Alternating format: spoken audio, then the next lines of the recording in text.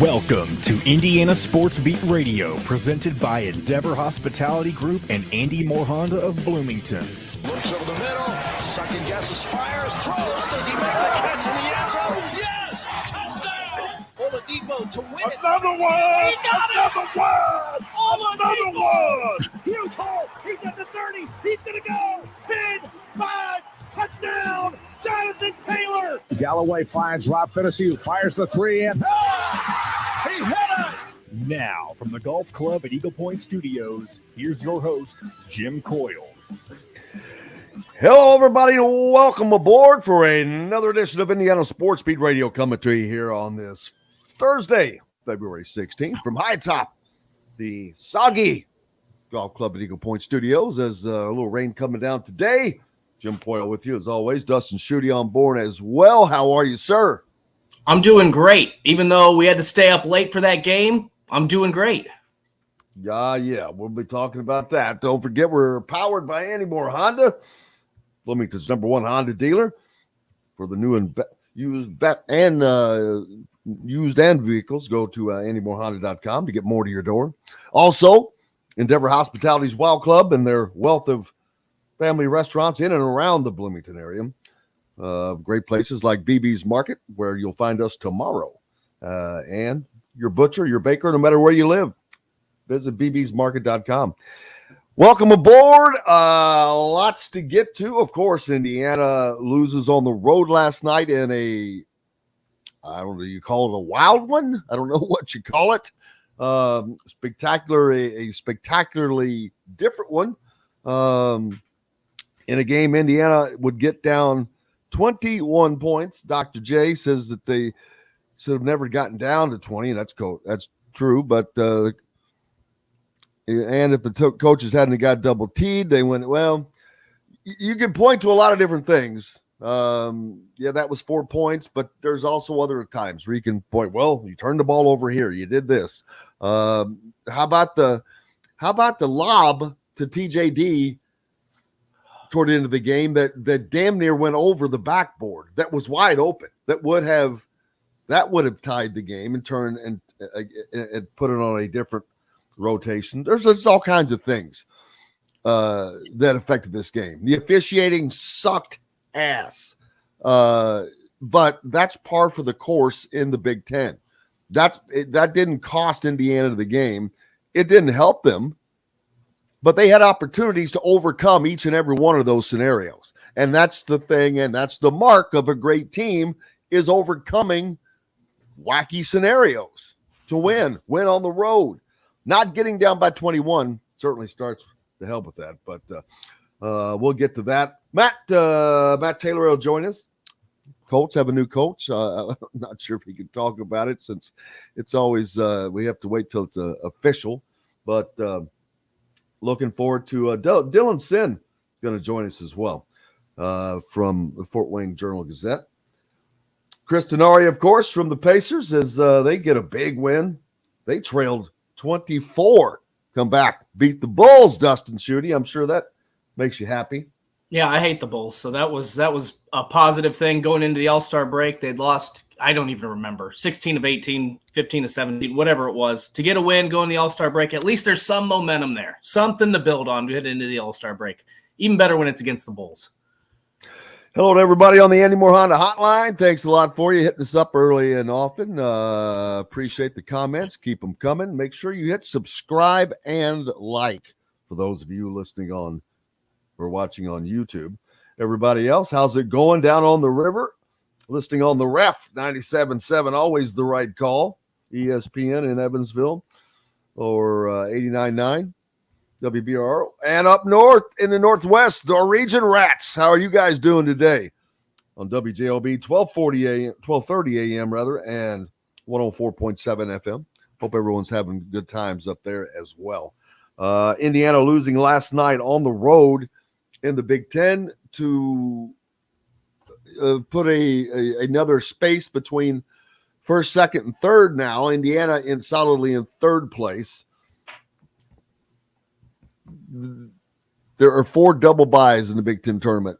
Yep. You just want to finish in the top 4. I don't think Indiana has a problem remaining there. or staying there. They're 9-6 at the moment. You might have one more loss on that when they go to Purdue. It's going to be a tough place to play. But here's the thing: I don't think that they can win at Purdue, right? But they cannot win at Purdue playing a first half like they played last night. Did anybody? If you watch the game, just watch the first 2 minutes of the first half. Yep. Stop it. Watch the first 2 minutes of the second half. Stop it. Look at the difference in everything, in the intensity level, in they are running to their spots again, where they were just playing like their head was on fire, kind of like they did in the game against Purdue, in which they beat the number 1 team. They didn't win that game last night because they did not play that level of defense in the first half. They came out and they let Northwestern. Mike Woodson said he thought his team was too hyped. I wish I could have asked him, by that, did you mean too overconfident? Because I did not see hyped in them. Nothing in their first half game did I see hyped. I saw the opposite. I saw them kind of on their heels a little bit. Northwestern was in their face, making they brought the tempo, and Indiana didn't respond. They missed a lot of shots too, but a lot of that was because Northwestern was playing inspired defense. They kind of reminded me of watching Indiana play Purdue. They kind of reminded me of Northwestern playing Purdue. That's just how Northwestern plays defense. And that too. By the way, and Chris Collins, basically these last 2 games, basically, I'm guessing told his team, look, do whatever you have to do. Be the aggressor. They're not going to call it on every single play. So they went to work on Zach Edey on Sunday. They went to work on TJD last night. And credit to them, because they put the officials in a situation where they're basically if you're going to call it, you're going to call it every single time. So it was a good strategy, but Indiana still had opportunities to win that game. I actually agree with Mike Woodson early in the game that they came out overhyped, because those first 2 turnovers, like, they were there, but they were trying to do stuff too quickly, I thought. And then it was like a roller coaster. And then after that, because of the aggressive physical nature of the way Northwestern plays defense, I thought Indiana got frustrated, tried to force too much. Then I thought they got a little lackadaisical. Then I thought they got overhyped again. I don't know. It was just kind of a weird game, because I think there were a lot of different factors. I think that Northwestern's defense obviously got to Indiana, especially in the first half. They were able to overcome some of those. I thought the officiating, by the way, in the second half was significantly better. I don't know if Mike Woodson had a talk or somebody had a talk with the officiating crew at halftime, but I thought it was infinitely better in the second half, more even anyway. And then, I don't know what the plan was there at the end of the game. And you can say that Boo Buie pushed off, which, pretty clearly was an offensive foul. Well, there's no doubt. Why are you allowing that to happen? Why are you allowing that? They're not going to call that at the end of the game. No. Right. No. I'm saying defensively. Oh, what the hell? Well, first of all, I will say this, in to agree with what you're saying. Go back and watch the tape. The whole time that Trey is out on Boo Buie, he keeps looking to his right. And I'm like, what the hell are you looking for? You better worry about Boo Buie. He's not giving the damn ball up. Right. And I don't know why. Looking to his right, and like the last time he looked to his right and he came back, he kind of was not completely ready to be able to get in front of him, and Boo Buie got the angle on him. But go back and watch. He keeps looking to his right, and I'm like, why are you he knew that if he was looking for a screen, what the hell is he thinking? Because all they had been told is he can't go left and he won't go left. And guess what? He didn't go left. He went right. He faked left and went right. But I don't the constant looking to the right. I'm like, what are you looking for? The guy that's got the ball is the guy that's going to take the shot. Yeah, and I know he did. And I don't know why, to me, I don't know why Indiana didn't try to get the ball out of his hands. I would rather them give up. I got a question. I would rather give foul? up. Why not foul? It's 2 points. Okay, give up the 2 points, but give up the 2 points with some time on the clock. I mean, you can't. I wouldn't do that. On the road, there's no way that they're not getting a foul called at the very minimum. Can you imagine? Can you imagine that? Look, I understand where you're coming from on that, but can you imagine what this chat room would be like? I don't care. I would be arguing right against it. I'd say, you know what? You put yourself in a better chance to win. They probably would have, because there's no way that they're not getting a foul called. There's no way. Not with that crew in that building last night. Are you kidding me? Here's where I think it would be. If it was the other way around, if Indiana had surrendered the 21-point lead and Northwestern tied it, then maybe that point carries a little bit more weight. But I think the thought for Indiana is we overcame a 21-point deficit. If we can get this thing to overtime, we're going to win this game because we have all the momentum. Yeah, I mean, I understand Northwestern hit some big shots down the stretch, but Indiana outplayed Northwestern for the final 20 minutes. I mean, on the whole, they outplayed them for those 20 minutes. They would have outscored them by what, 19 points in the second half? Well, I don't remember what the halftime, 17 maybe, because I think it was a 19-point game at half. But the point is, I think Indiana wanted to get that game to overtime. Now, again, I would have gotten the ball out of Boo Buie's hands. I would have rather seen them give up an uncontested 3 by somebody else than let Boo Buie drive, because you knew that's a high percentage shot for him, and he had been killing them all night. So it was just an interesting defensive strategy, especially with, I don't know, with Trey Galloway out there. I don't know. He's not a bad defender, but that's not who I would have liked to see in that situation. And why? Here's the other thing. Why I'd have to go back and watch. Was TJD there? Why was he not helping on that play?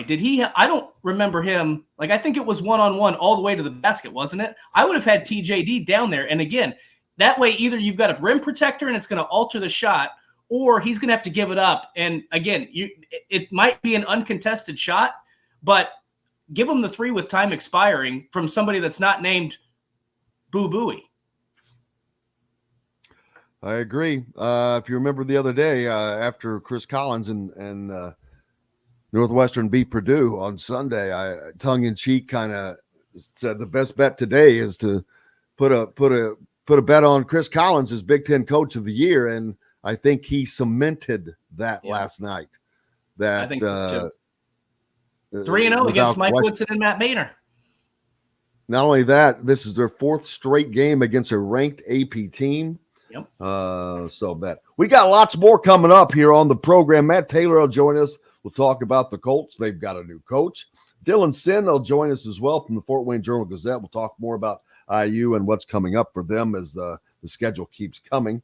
Chris Denari joins us later.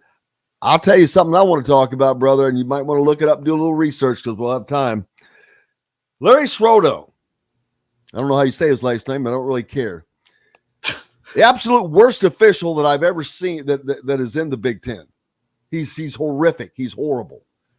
And he's not horrible for a particular team. He's just awful. God awful. Found out last night that he was fired as a police chief for wrongly evaluating and doing things and giving out promotions that weren't deserved. Basically unfairly doing things. So the Big Ten hires a guy who was fired for giving out decisions of fairness for a position that makes calls of fairness. Number one, he's a graduate of Northwestern. Was the official that called the technicals on Indiana last night. How does a graduate of a school ever officiate a game they graduated from of that school? How's that possible? How is that allowed? It happens all the time. Whether graduate, fan, it happens all the time. That's not new. I believe he's bad. He's just a bad official. This is not towards any team. He's just horrible. I've seen him do it. It doesn't matter what game. He's absolutely awful. He is without question the worst official in the Big Ten, and that's saying something. I believe he's terrible. I believe within the last 6 years, there was a Michigan graduate or a guy who was a Michigan fan who officiated the Michigan-Ohio State football game. I believe that's I'm sure. Or Ohio, or maybe it was Ohio. I don't remember what it was, but there was some tie there where that's not completely uncommon for that to happen. I'm sure, but this one just sticks out because he's so bad. He's so awful. Yeah. And then you find out what he was fired for as police chief. For basically, in a sense, he was fired for not doing things in a fair way. So all of a sudden you think he's going to do things in a fair way? Right. He was fired for that. He has beliefs. He has certain beliefs. That's why he did that. You'll have to do your own research to find out what I'm talking about. But if you do that, you will. We got to take a break. Up next, Matt Taylor from the Colts joins us. We'll talk more about little Larry later. Back with more Indiana Sports Beat Radio, brought to you by our good friends from BB's Market, your butcher baker, no matter where you live and where you can find us tomorrow. Or at least me, looking forward to it. Hey, it's Indiana Sports Beat Radio on this Thursday. Appreciate you joining us. We're back with more right after this. We'll be right back to the Golf Club at Eagle Point Studios for more Indiana Sports Beat Radio with Jim Coyle, presented by Endeavor Hospitality Group and Andy Moore Honda of Bloomington. Whether it's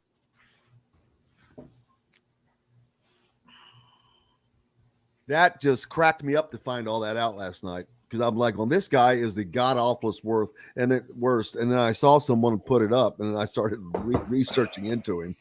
I'm like, how in the God's green earth are you in a position to do this when you got fired as a cop for doing that?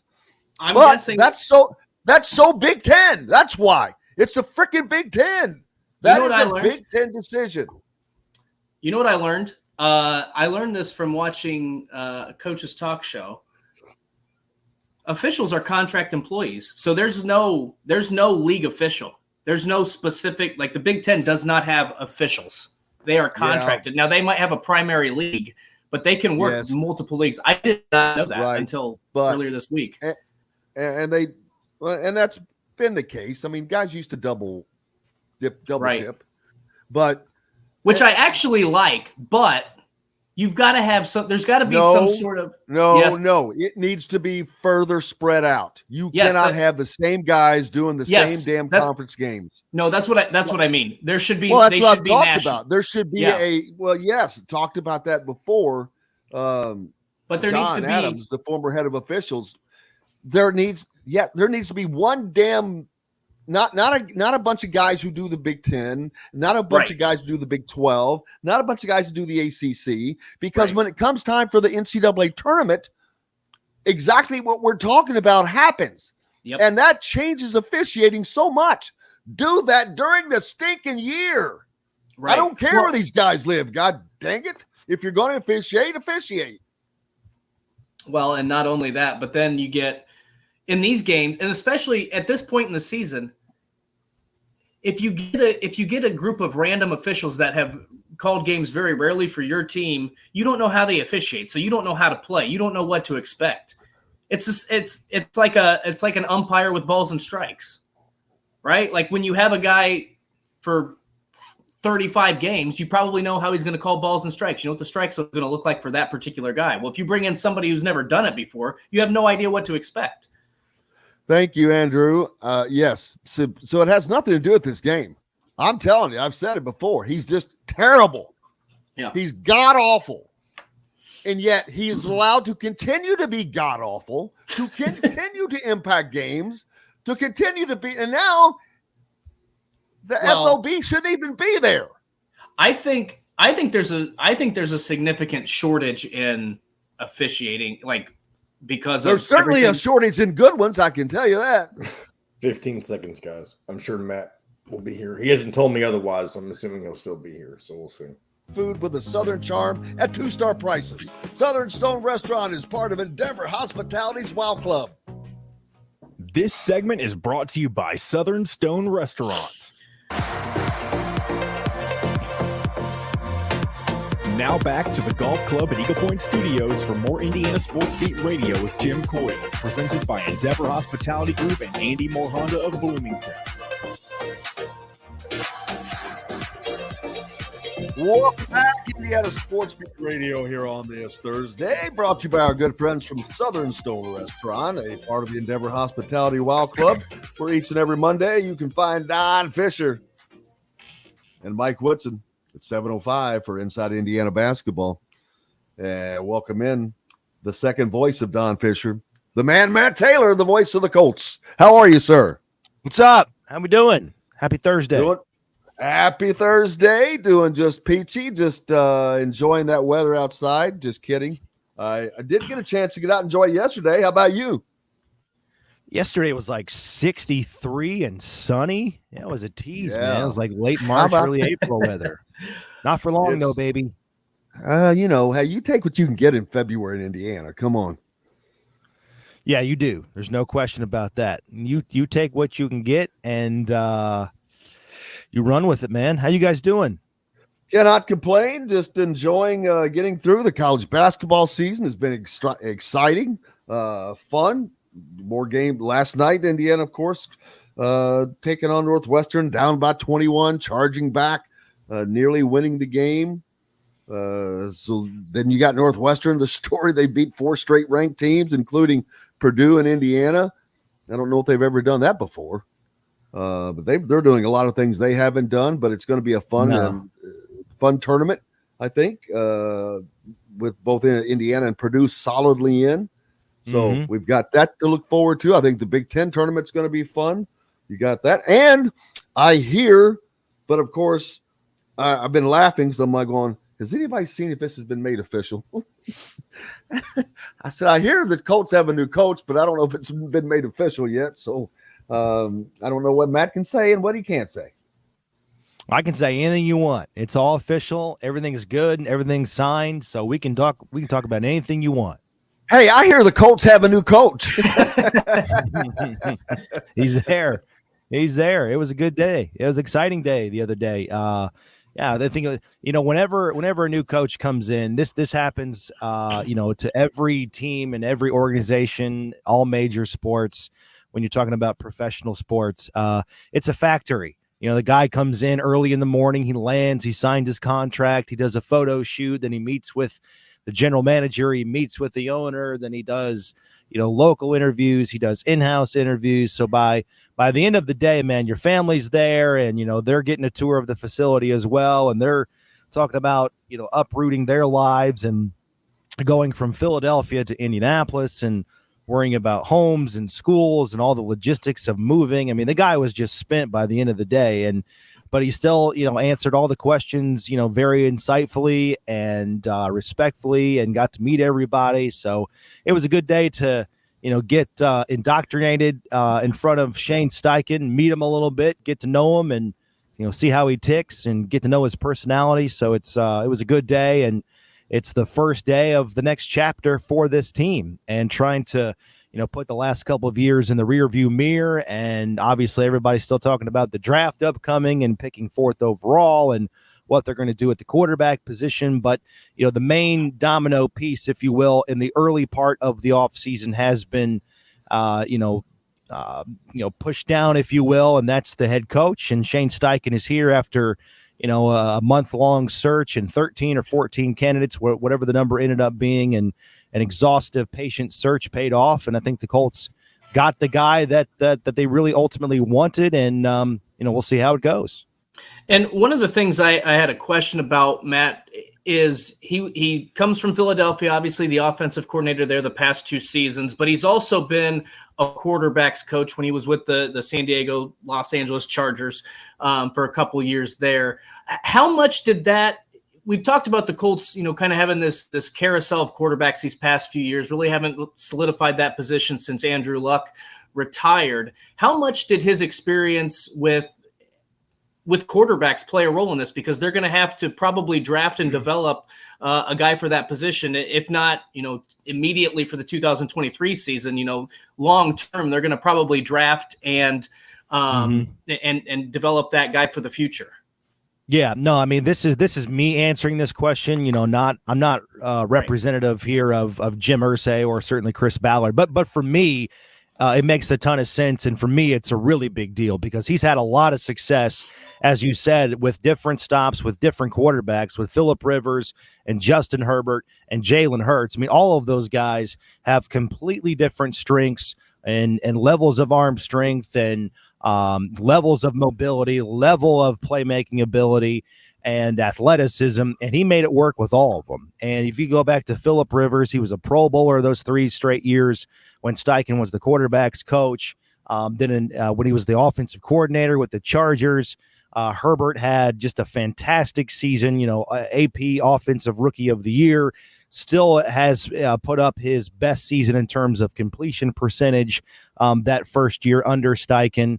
And then last year, the last couple of years, we know about Jalen Hurts, just massive ascension, turning into one of the best, dual threat quarterbacks and just high IQ, very accurate, running the football. So he's made it work with different styles of offense, different styles of quarterbacks, and different playmakers around those guys. Now, it's I don't want to say it's easy, but it's always nice to have guys like A.J. Brown and Devontae Smith and, Miles Sanders and, one of the best offensive lines in the game. But I think Shane Steichen definitely took that unit from one place to the next when he took over as the offensive play caller when Nick Sirianni gave that up sort of midway through the 2021 season to focus on bigger picture head coach, game management type of stuff throughout the course of the game. So that I think that's why Steichen was so steadfast on coming over here and saying, I'm going to call the plays and I'm going to handle those responsibilities. Now he has to hire, state-of-the-art offensive coordinator. He has to hire a staff on offense that he's going to be able to trust and have confidence in when it comes to game management, when to take timeouts, when to, go for it analytically on 3rd down, 4th down. And he's already really good at that. But you know how that you get what I'm saying in terms of you're focusing on calling plays, and it's that game of chess that you have to be, 2 or 3 moves ahead in terms of thinking about what play to call.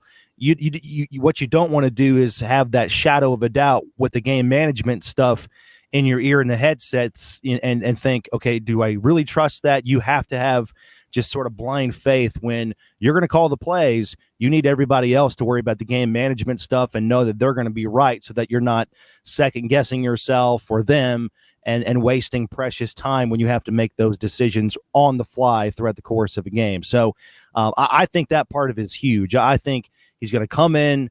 He's got great leadership. He's got good integrities. He's got really high character by all accounts.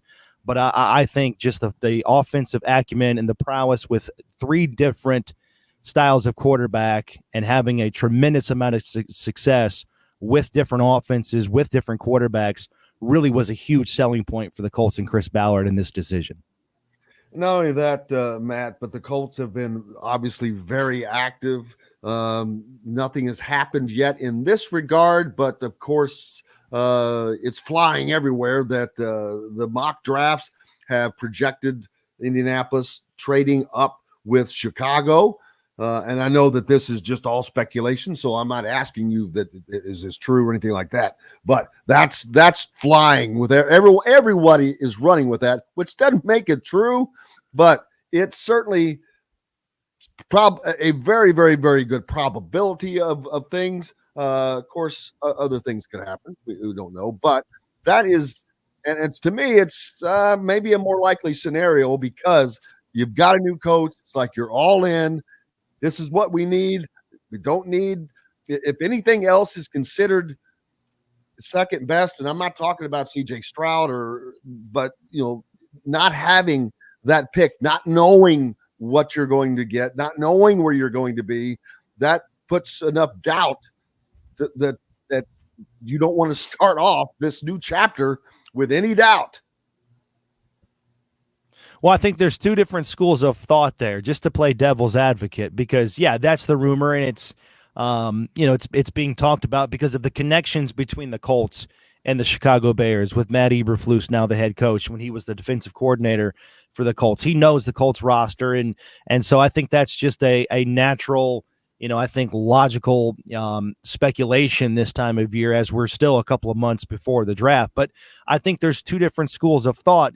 The first thought is let's if you're a Colts fan and you're saying to yourself, let's be aggressive, because it's not often you're sitting here in the lottery, if you will, right, picking in the top 5. And the last couple of times you've been in this situation, you've drafted Andrew Luck and Peyton Manning #1 overall. So if you're going to be this close to the top of the draft, let's go all the way. Let's go all in to get our guy. Let's go get the quarterback that we like the most, so that there's no threat of somebody trading up in front of us to steal the guy that we like, in those first 3 picks. Let's go all in and get the guy that we really like, that we really covet. We got a new head coach. We got basically the de facto offensive coordinator, the guy that's going to call the plays, that's going to implement his system, the guy that can make it work with different quarterbacks. Let's go get the guy that he really likes, and let's go all in at #1, and we can really, jumpstart this thing from the get-go. That's the one school of thought. The other school of thought is, hey, we've got Shane Steichen, and we're already picking 4, so we're going to get one of these really good quarterbacks. So there's not a lot of difference between guy #1 and guy #2, or potentially guy #3, depending on what happens with teams trading up in front of you. Still a lot of time to decipher all of that.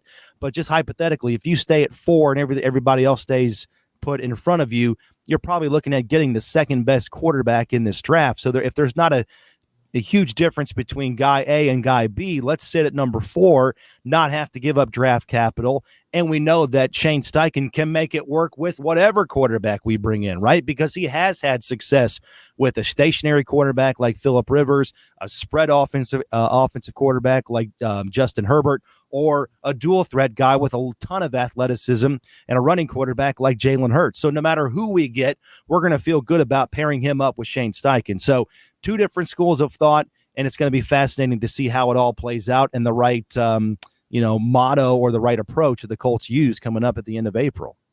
Well, one of the things I wanted to touch on, Matt, was I'm going back to what you said earlier. Obviously, the Eagles had some really good pieces and some playmakers at the skill positions. But the key is you got to know how to use those guys and get them the football. And it's not like he's walking into Indianapolis where the cupboards are bare. They've got pieces there. They've got to address some things on the offensive line. They probably need a second and third, wide receiver. But he's got some things to work with. So if you get the right pieces in there, I think, to me, that's what it gives you some optimism. He knows how to get guys the football. He knows how to use those talented guys. And to me, that's what sets him apart maybe from some of the other candidates that were in this running. Yeah, I'm with you. I mean, I don't think the cupboard's completely bare, but certainly, I mean, I don't need to get into the stats, but I mean, you guys all watched the games last year. The offense just needs a reset. It needs a retool. And obviously a lot of that stems from the inconsistency at quarterback, some injuries last year to Jonathan Taylor. The offensive line really didn't do a good job of picking up stunts and blitzes. They gave up 60 sacks. Not all the 60 sacks can be attributed to the offensive line, but you get where I'm going with that. I mean, they certainly did not play up to their standard when you had 3 really core pieces coming back from an offensive line that not long ago only gave up 18 sacks for a season. When you're talking about Ryan Kelly and Quentin Nelson and Braden Smith giving up, being part of an offensive line that gave up 60 sacks, that's really head scratching. So I think one of the biggest hires that Shane Steichen is going to make here in the next couple of days is his offensive line coach. That's really important to get that unit solidified going into this offseason workout program. But yeah, Michael Pittman Jr. still coming back. Jonathan Taylor still coming back. I think you have 2 really intriguing, big play, yards after the catch type of players, young guys in Alec Pierce and Jelani Woods that are coming back. But I think the draft, you still continue to target difference makers. You still continue to target guys that can change the game on offense. Paris Campbell's a free agent. We'll see if he comes back. But I think this draft after you get quarterback, potentially if you go that route number 4, then I still think you want to continue to staff this offense with guys that can really help the quarterback right away, because that quarterback's going to be shouldering a ton of responsibility both off the field and on the field if he's picked in the top 5 within this franchise. We just know how that goes. I mean, you're all of a sudden the leader of the team. You're the guy that the team is marketing the heaviest, off the field to sell tickets and things like that, to build hope, within the fan base and around the community. So I don't think the cupboard is bare on offense, but certainly any time that you're only scoring about 17 points per game, you're finishing almost dead last in red zone and third down. I mean, all these situational offense, circumstances that the Colts just failed in routinely last year. It's going to be really interesting to see how Shane Steichen pairs the offense with the quarterback, the offensive line coach. But yeah, it's not barren within the cupboard on offense, but I think you want to continue to add, some cups, some dishes, some Tupperware, because, certainly last year, I mean, all of that was tested. Well, man, it's looking like it's going to be a much more exciting fall for Colts fans and Colts people all in general, man. Everything's looking up. Yeah, and I just want to go back. One thing that just immediately popped in my head, going back to Dustin's question. I mean, there's so many levels of optimism, and there's a lot of unknowns still with Shane Steichen, right? I mean, quarterback's the biggest one, and again, the staff needs to be hired and put together. But I think one of the biggest levels of optimism that Colts fans should have is Jonathan Taylor's coming back. Shane Steichen is the offensive coordinator. He's going to be the guy that calls the plays. The Eagles the last 2 years have racked up over 5,000 yards of rushing offense. They have led the NFL as a team in rushing each of the last 2 years. Now, I know Jalen Hurts he's very much a part of that. He's very much a dual threat running style quarterback, but they still traditionally had creative run schemes. They were very versatile. They weren't static in terms of they're not just who they are week to week. They change up their run strategy and scheme. And so I think that's what should give you a lot of hope, is that Jonathan Taylor just a couple of years ago ran for almost 2,000 yards, and now he's got the offensive coordinator and the play caller that basically dialed up the best rushing production outfit the last 2 years. So that marriage, hopefully, with this offensive line rebounding, should give you a lot of optimism and a lot of excitement for what this offense can be, with potentially a rookie quarterback that can ride that at times and help kind of lighten that load on his shoulders. Matt Taylor, the voice of the Indianapolis Colts, cannot wait to talk to you again and see what else new great things have happened. Hell, they may sign me next week. I doubt it, but We'll let you know though. Just want to make sure you know I'm open. I'll have my agent reach out. Yeah, he can text us, but we'll probably block that contact. We'll probably hit the delete button on that one. Yeah, I'm going to take a hard pass. Matt Taylor, appreciate you, brother. Love you to death. All right, Thank guys. you so much. All right, boys. See ya. Matt Taylor joining us. Thank you, sir, from the Indianapolis Colts. Another fun Thursday here. But we got more fun coming up. Dylan Sinn from the Fort Wayne Journal-Gazette joins us next as well. We'll keep on rolling. Indiana Sports Beat Radio, brought to you by our good friends from Go Teen, a part of the Endeavor Hospitality Wow Club. Go Teen for those on the go, whether it's you, your family, or your kids, your student athletes. For that tasty snack full of protein, delicious, you can pick them up at BB's Market or visit or GoTeenBites.com. Back with more Indiana Sports Beat Radio right after this. We'll be right back to the golf club at Eagle Point Studios for more Indiana Sports Beat Radio with Jim Coyle, presented by Endeavor Hospitality Group and Andy Moore Honda of Bloomington. Golfers, here's the deal.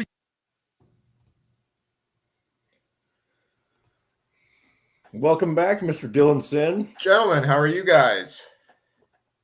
Doing good. Excuse me. Can you hear me okay?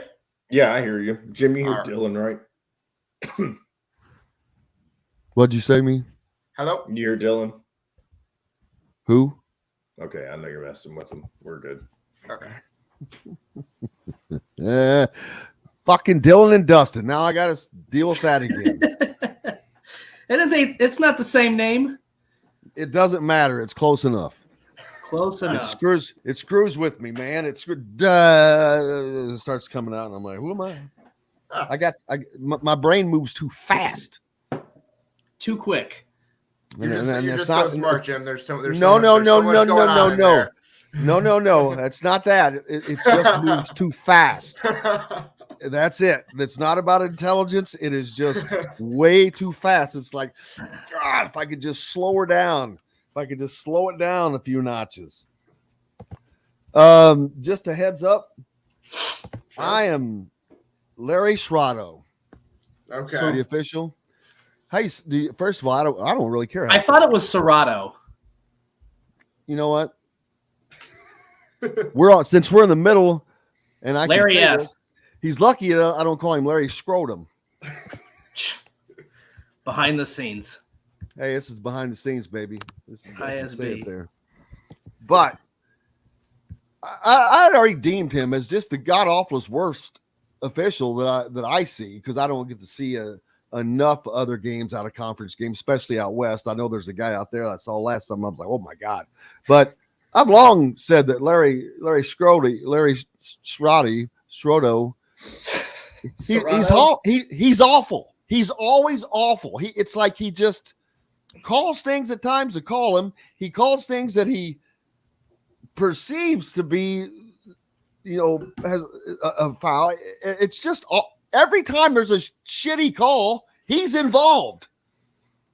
Now, had you seen the stuff? This has been known for a while now. I'm starting to realize. I'm reading a story that was written in March of last year.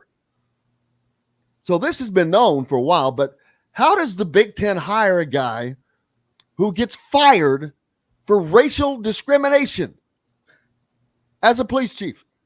Oh my He God. got fired for racially discriminating against people. Stay tuned to And find not out the answer. color offers, and not against minorities. All right, you ready, Jim?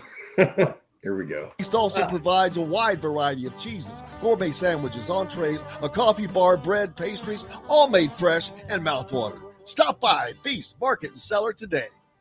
This segment is brought to you by Remax Advanced Realty, Indie Home Pros team by Cheryl Sizemore.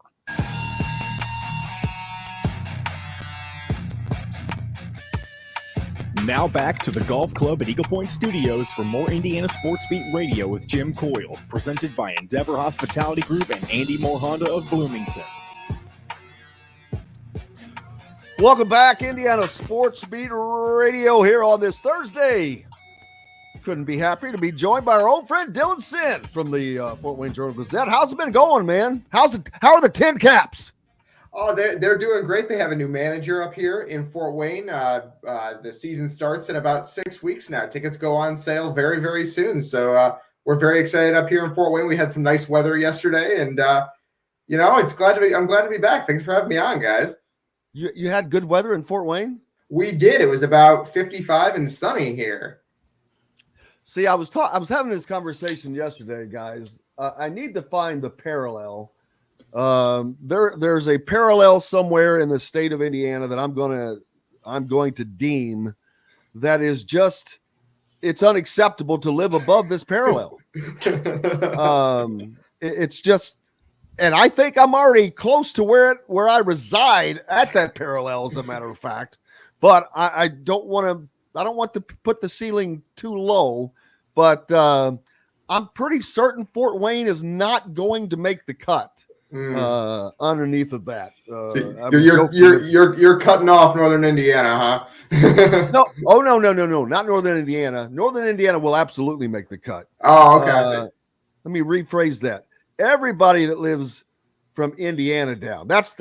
That's the parallel. All right. The parallel is the top of the state of Indiana right across there. That includes that. I don't think we have anyone listening north of there anyway. I don't know. If you are, let me know and I'll change the parallel. But how are things going with you? How have things been? They've been great. They've been great. Obviously, it's been another really busy basketball season for me. I've been all over the place. And let me tell you, folks, not to interrupt Dylan, he drives. He covers Indiana very frequently, but he also covers Purdue. He covers Notre Dame. Not that there's a lot to cover there this year, but he's every time I see Dylan, I'm like, dude, are you serious? I see him at Assembly Hall. Man, he's got a 3-hour drive home after these games, people. I mean, I know what it's like to a degree. I used to do that, but my drives were half what yours were, and I got sick of it and said, that's it. I'm done. That's why I came. That's why I'm here, really. But just want to make sure people know how much you are actually doing when you have to cover. Well, I appreciate that, and I mean, yeah, it is a grind, absolutely. But I mean, I love what I do. I love being able to cover the Big Ten and bring it to readers and follow IU and Purdue. It's a lot of fun, and you're right, it is a lot of driving, but that's what I love to do.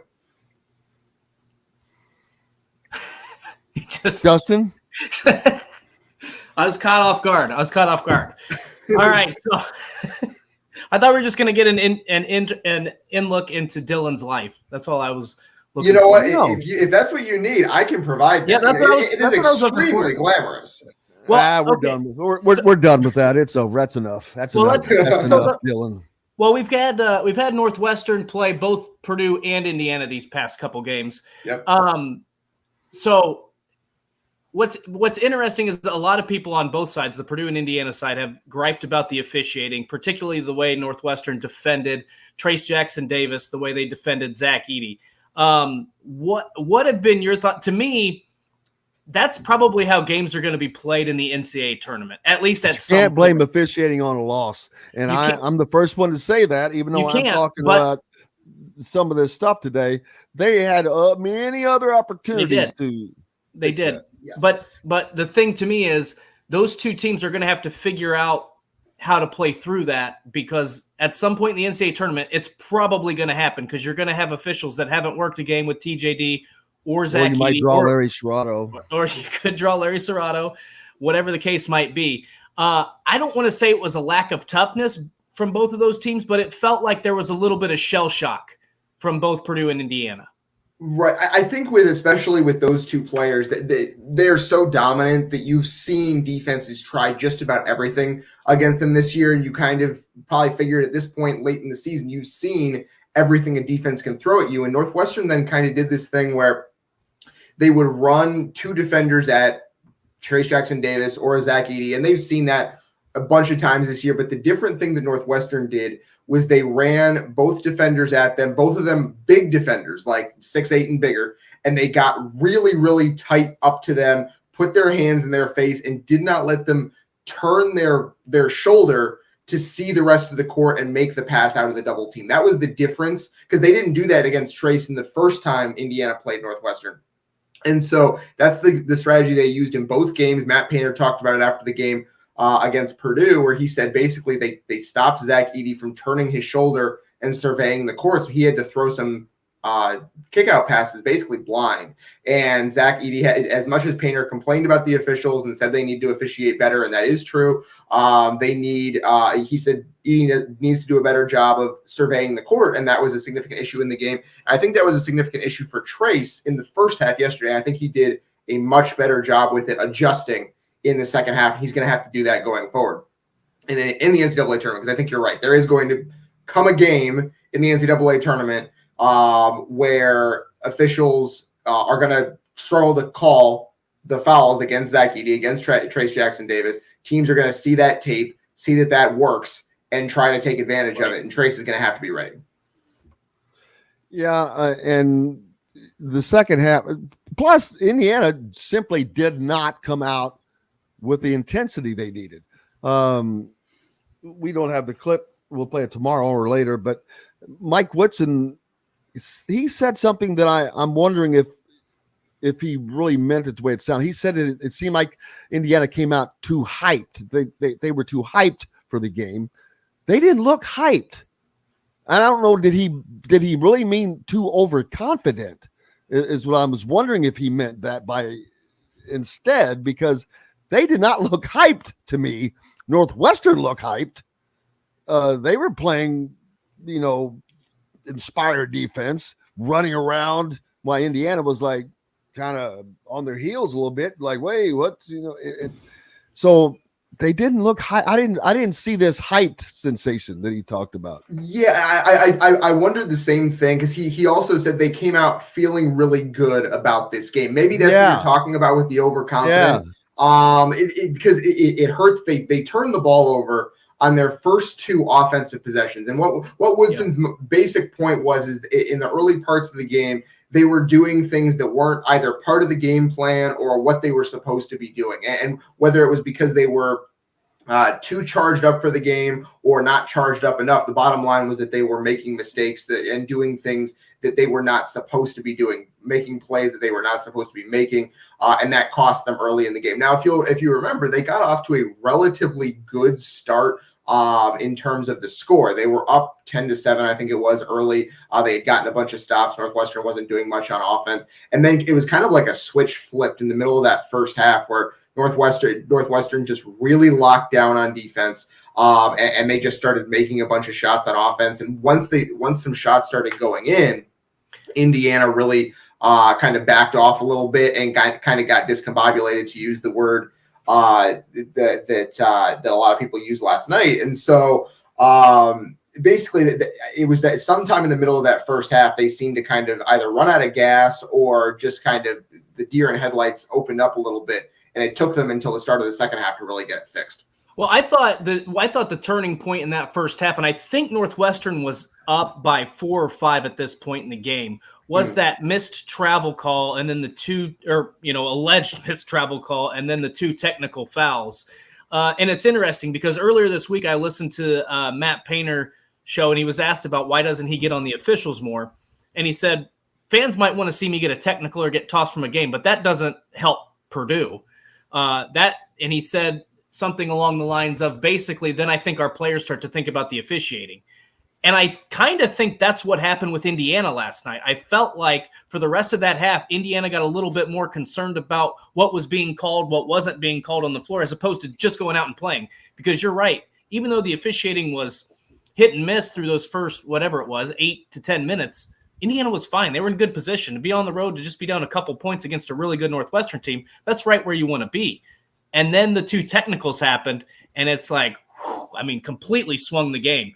And so to me, I felt like they were able to regroup at halftime, obviously, to outscore them by 17 points, overcome that 21-point deficit. But I felt like that at some point, again, that's one of those things where when you're on the road, things aren't going your way. They just didn't have that mental toughness for that last 10-minute stretch of the first half.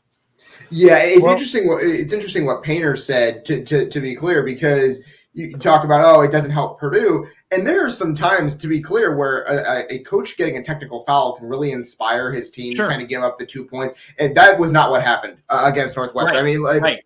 Indiana, when Mike Woodson was not trying to get that technical foul, he was trying to get an explanation from the official for the first technical foul that had been called on the Indiana bench, which that's the one you can kind of talk a little bit about the officiating. It's like, okay, should you have some rabbit ears? We don't know what was said from the bench. Maybe it was something egregious. We don't know. But they probably a job offer to be a police chief somewhere. They were protesting the travel call. And then Mike Woodson went to get an explanation. He brushes the official. You can't do that. That's an automatic technical. And so obviously it was not one of those times where he was really trying to get after the official to inspire his team. And you're right. I think it did kind of put Indiana a little bit behind the 8 ball for the rest of the half. And then they probably went at halftime. He said what he said after the game, which is, look, guys, those 4 points are on me. Don't worry about it. Let's get back out there and do what we were doing at the start of the game. Figure out how to deal with this Northwestern defense and just play basketball. And that's what they did for the entire second half, to come back from 19 down. And it was good to see the bounce back a little bit.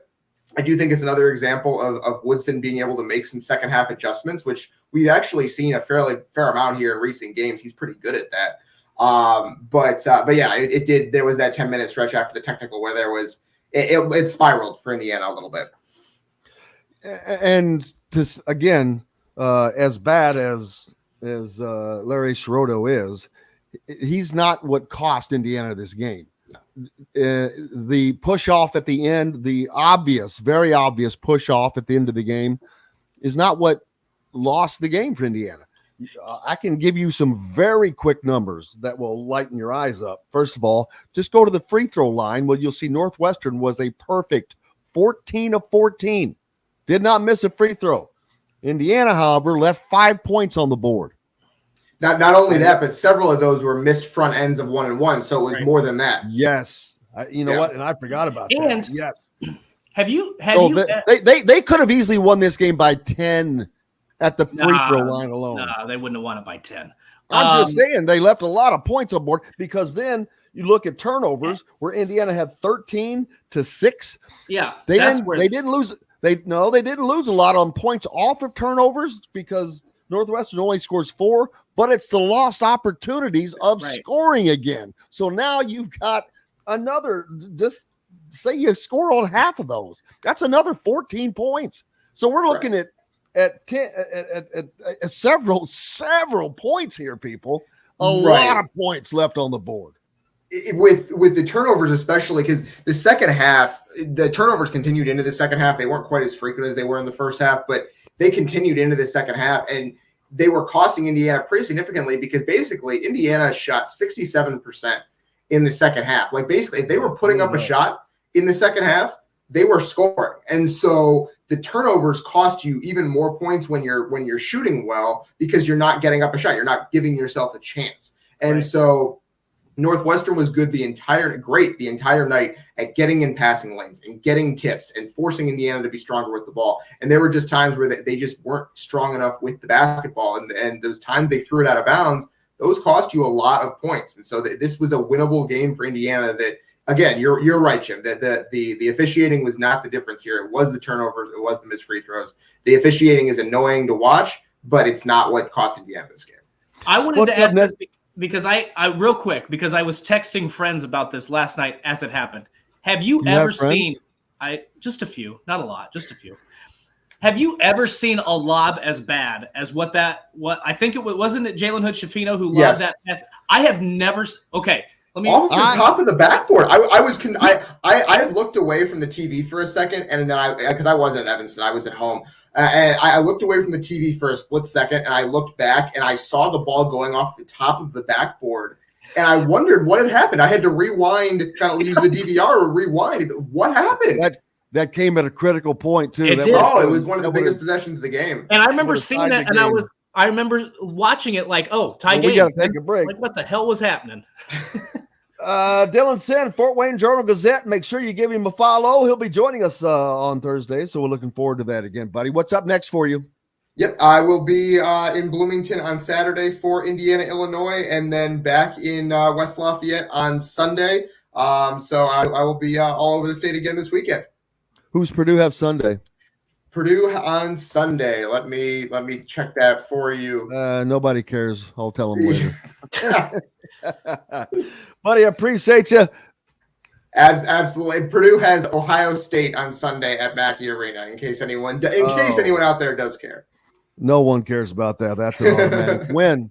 Hey, brother, I appreciate you. Dylan Sinn from Fort Wayne Journal-Gazette joining us here on Indiana Sports Beat Radio, brought to you by our good friends from both Remax Realty. If you're in the market for a home in the Indianapolis area, you need Cheryl Sizemore and her 2 decades of experience. It could be the difference between you getting the home you want or not. Reach out to her, Cheryl at IndyHomePros.com.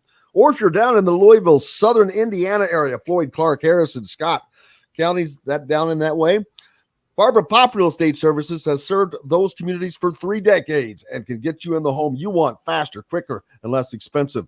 Reach out to Barbara at barbarapop.com or Matt Lincoln, Matt at barbarapop.com. Back right after this. We'll be right back to the Golf Club at Eagle Point Studios for more Indiana Sports Beat Radio with Jim Coyle, presented by Endeavor Hospitality Group and Andy Moore Honda of Bloomington. Andy Moore. Thanks, Dylan.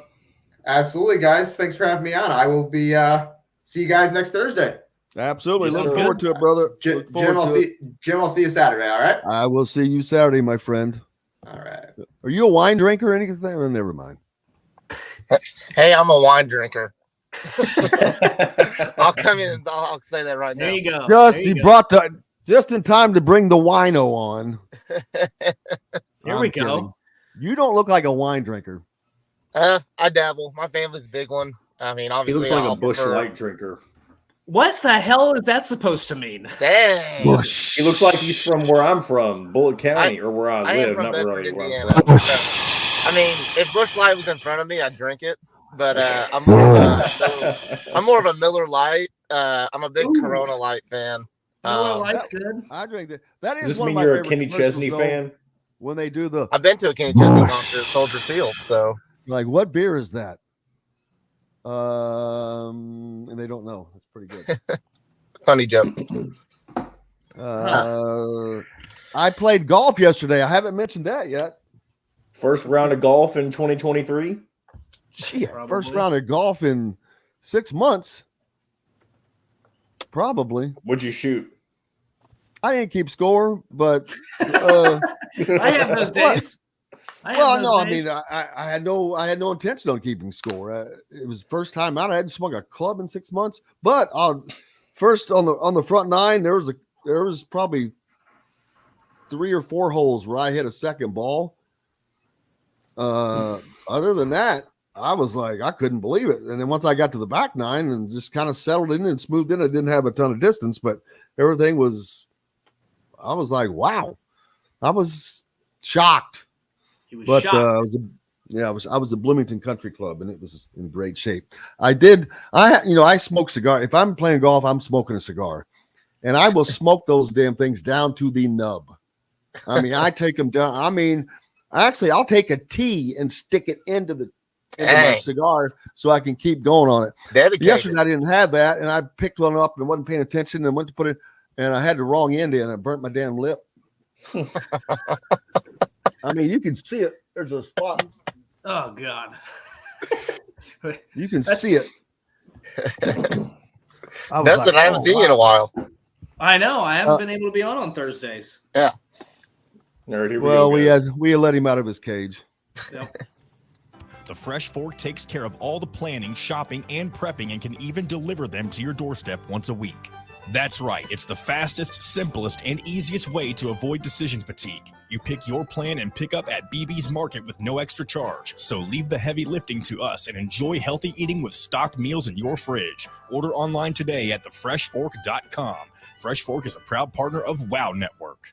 This segment is brought to you by Feast Market and Cellar.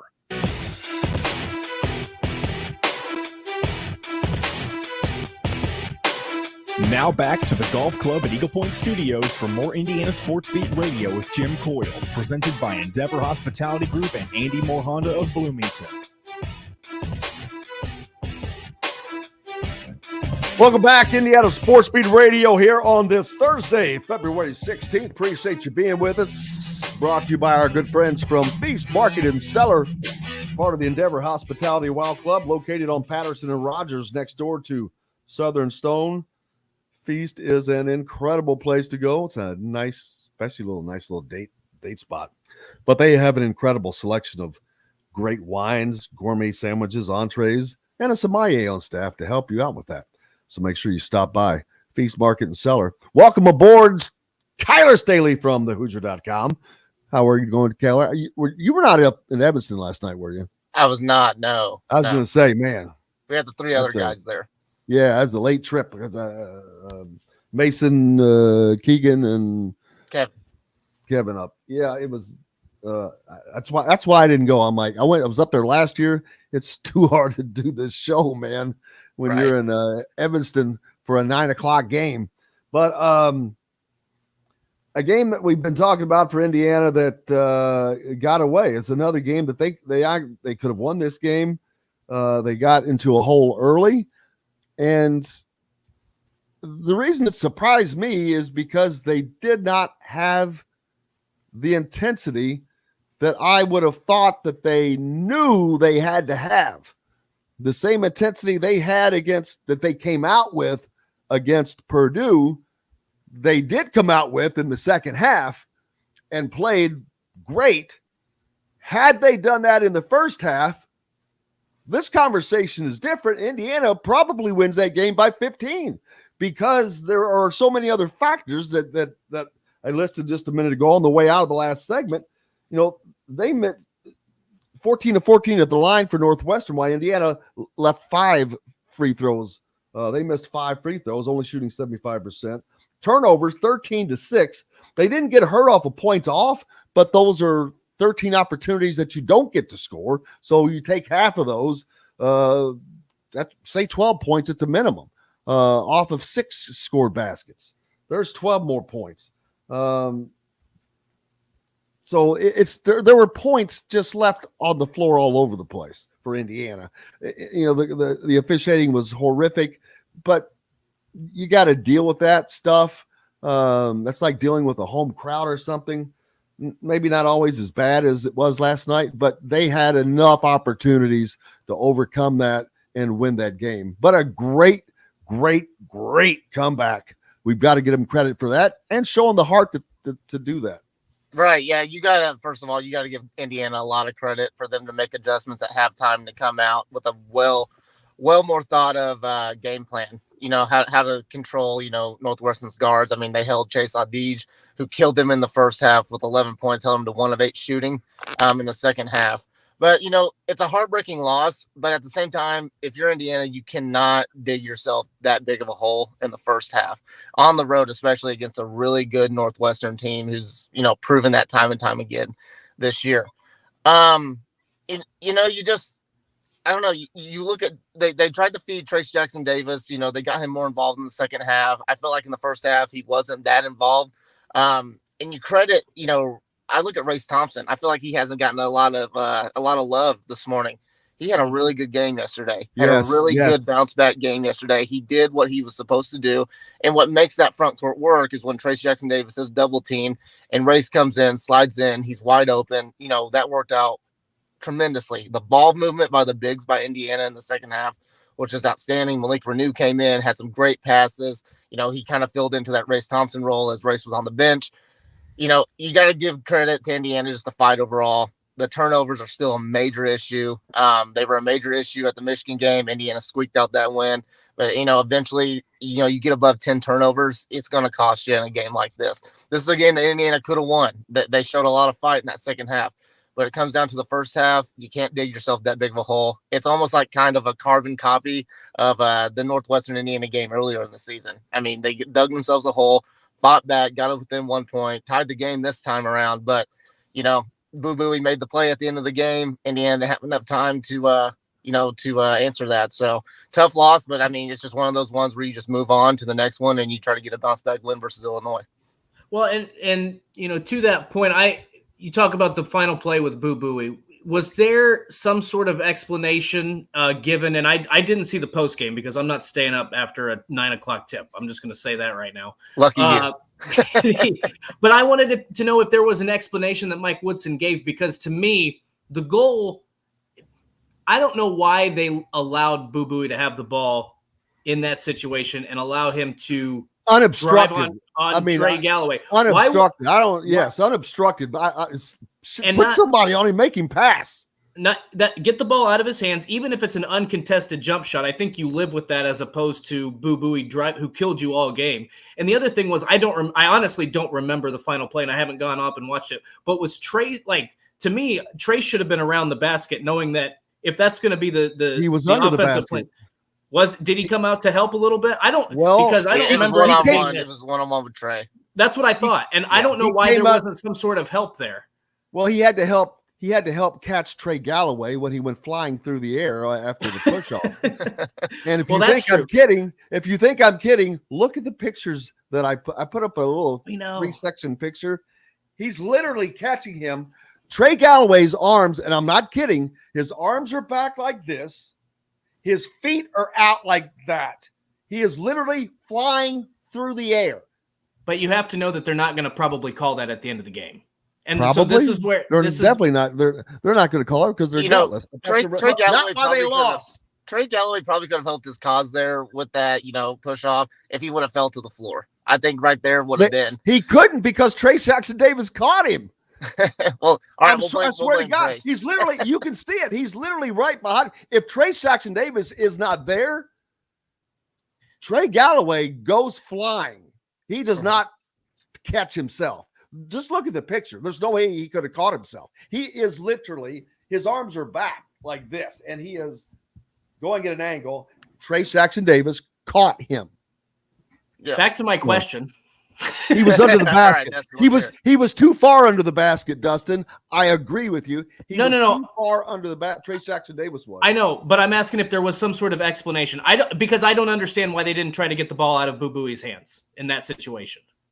Right, and I like from what I can remember, Indiana tied the game. They had that inbounds play. Northwestern turned the ball over. Indiana ties the game with the Trace Jackson Davis, little layup there. From what I remember, I think there was about 30 seconds left in the game. It was pretty, I wouldn't say obvious is the right word, but it was kind of clear that Boo Booey was going to be the guy to take that last shot. He dribbled up the top of the key for a little bit. There's this talk. I heard you mention it earlier. If you don't know if you would have put Trey Galloway on him, I look at it as if Xavier Johnson was in, obviously Xavier Johnson's going to be there. But when I look at the next best defender, perimeter defender for Indiana, I look at Trey Galloway. So I don't think they had a whole lot of options if they were going to go one-on-one with that. Here's a problem. If go back and watch, Trey Galloway's on him, but constantly during that play and before he initiates his go, he's looking to his right over his right shoulder 4 or 5 times. And on that last time, he's bringing his head back, and that's about the time Boo Booey makes his move, and there's a split second that Boo Booey gets because he keeps turning his head. And I don't know what in the hell he's looking at. Why would you be looking at anything other than Boo Booey, who is right in front of you with the basketball? If you cannot, because they had been screaming that he can't go left, that he wasn't going to go left. And so he's constantly looking right like he's going to get a screen for him to go left, when they're saying he can't go left. So what in the hell was he looking at is what I want to know. Focus on Boo Booey, get in front of him, force him to go left, move to your left a little bit to make him go that way. And they didn't do that. Well, I think Kyler brings up a good point in Trey Galloway being a better perimeter defender. So it makes me wonder, and they mentioned this during the broadcast after the game last night, earlier in Boo Booey's career, and maybe even earlier this season, that's a situation where he's going to try to create something off the dribble and take a step back jumper and try to win it that way. And in that case, I think that Trey Galloway is a good defender for that. But the fact that he was smart enough to go to the basket, and I think he knew he had the speed and he had the angle, and he was going to get away with that bump. It didn't matter. It makes more sense now, because it makes me think that from a defensive standpoint, Mike Woodson is probably thinking he's going to take some sort of jump shot here, and Trey can put a hand in his face and make that difficult on him. Yeah, I would have thought, going in, I felt like Trey Galloway was going to force Boo Booey into like kind of a tough 15-foot jumper. The reason why Trace Jackson Davis obviously didn't help over is because he didn't want to give up the lob bucket to their big guy. I can't think of his name right now. But, at the end of the day, it just, no call or not, Northwestern just, they made the tough play there. They got the much needed bucket there. They made the winning play. It's a heartbreaker for Indiana. It really is, because they really did fight back. They fought back and got it back to tied game. And I feel like they did. If this game were to go into overtime, I feel like Indiana did have enough momentum to get that win. It's hard to beat a team twice in the Big Ten. Northwestern, you got to give a lot of credit to them coming in. Hard to beat a team 3 times, so that's a good. If Indiana meets them in the Big Ten tournament, they've got that going for them. And there's a good possibility that they do meet in the Big Ten tournament. Very good possibility. So absolutely, very good. Yeah. So, but I obviously you go back to the hole that they dug.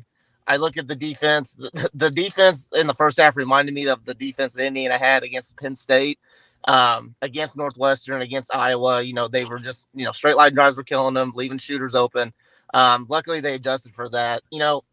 It's a tough one, but I feel like teams in the past with Indiana, they don't come back. They don't have that fight to come back and win this game. So, like I said earlier, it's just one of those games where it's tough, but you got to move on. You got to bounce back. Really good Illinois teams coming into town. They're going to be looking for some vengeance. You got to protect home floor moving forward. Well, if nothing else, I would think that they would have learned now that after the game that they played against Purdue and how they played, the style they played, with the intensity they played from start to finish, for the most part,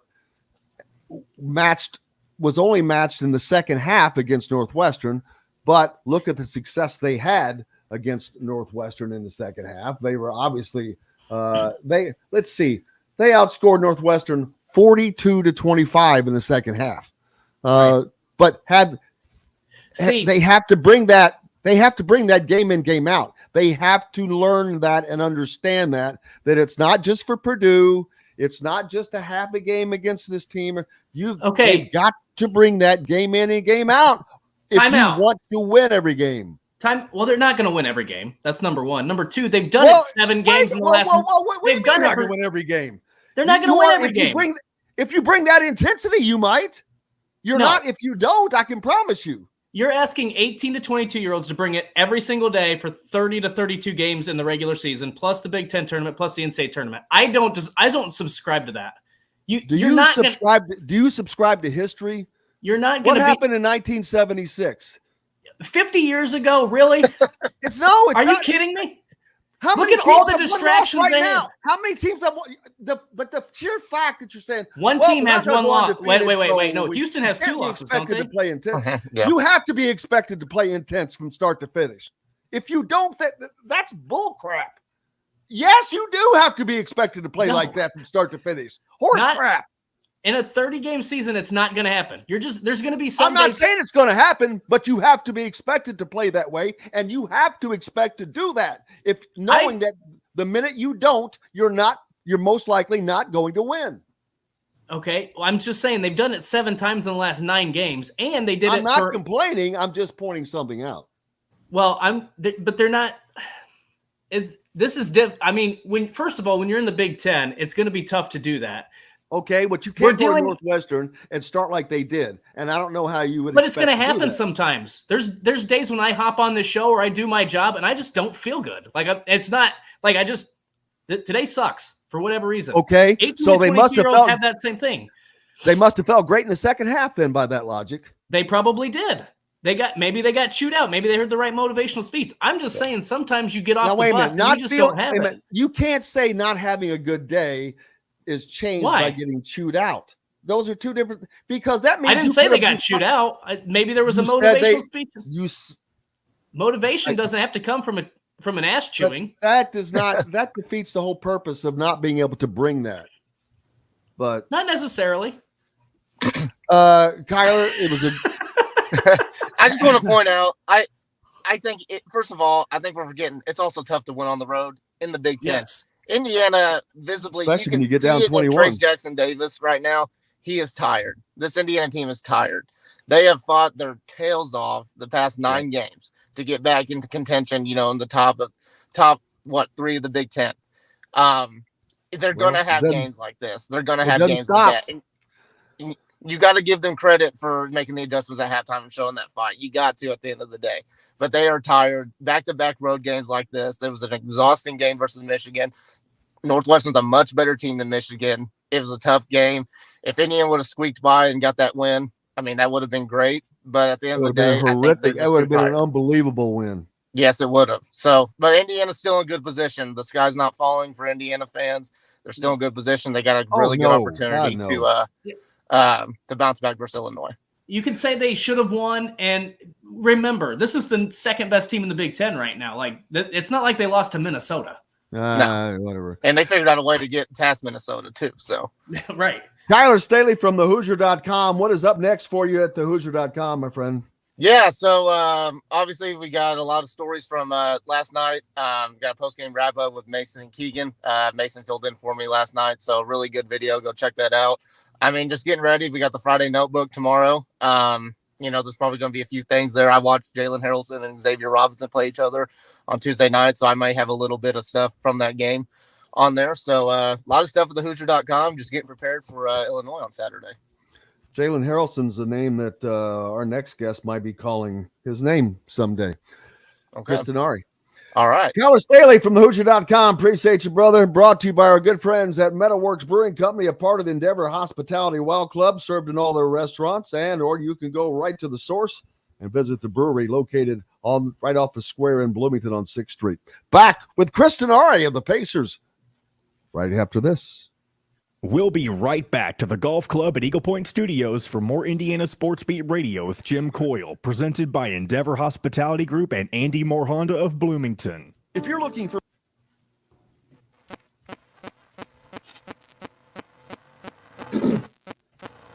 Good morning, Chris. Whoa, whoa, whoa, whoa. I don't know if you can tell, but your audio sounds like you're inside of a machine. Sounds like you're in a munchkin. He sounds like a munchkin.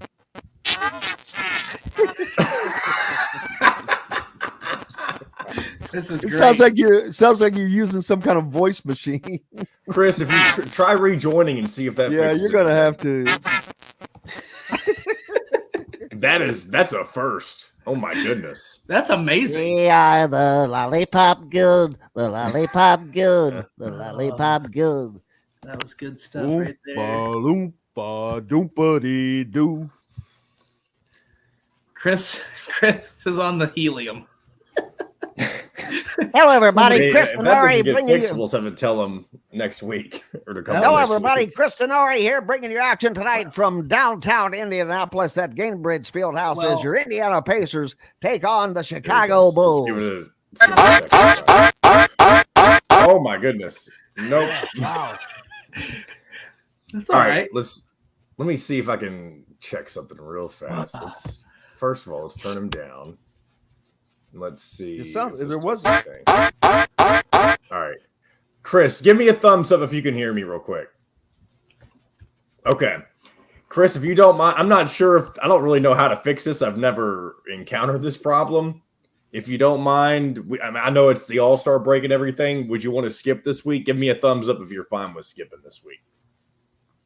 All right, he's cool. Chris, we appreciate you. Sorry for the technical issues. I'm not sure what the why you sound like you've sucked in some helium, but we appreciate you. Hey, congratulations Bye, on Chris. the win, though. Yeah, it's Wow. That's crazy. Yeah, that was is odd. insane. Okay, hopefully that never happens again.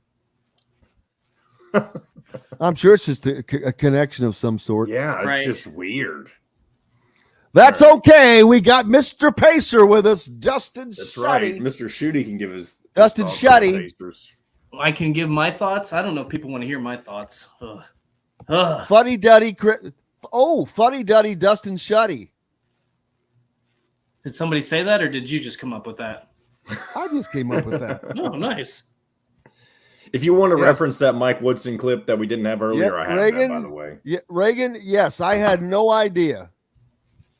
About I what? had no idea about Larry Schutte, and the fact that that has been out and been known that long blows my mind. Well, Here we now go, we guys. know. Taste with Dr. Hobbs' Brewing, Metalworks Brewing Company. Bring your passion and your thirst. This segment is brought to you by Courtroom Sports Grill in Bedford. Now back to the Golf Club at Eagle Point Studios for more Indiana Sports Beat Radio with Jim Coyle, presented by Endeavor Hospitality Group and Andy Moore Honda of Bloomington. Yo, welcome back. Thursday, February 10th. Chris Denari, who normally joins us, he was traveling. It's All-Star break, and we were having a little technical problems with him, so we'll skip him. Do it next week. Gives Dustin more airtime. I do love to hear myself talk, so I'm all about it. Hey, people love you. People love it, man. And I want to give a shout out to Ryan Kramer. Thanks to Ryan. He drove all the way down from Chesterton, Indiana yesterday to enjoy golf How about that? down in Bloomington. And I played with him. And it was nice out there. Couldn't believe it. I've heard it's Beautiful. been nice weather Now- in the Midwest. Well, don't get excited because it's raining now and Doesn't affect me right now. Maybe in a few Doesn't affect- months, but Doesn't affect me right now. I'm in Florida. temporarily, we'll see. Anyway, well, don't get excited about it being 68 here or whatever yesterday, because currently right now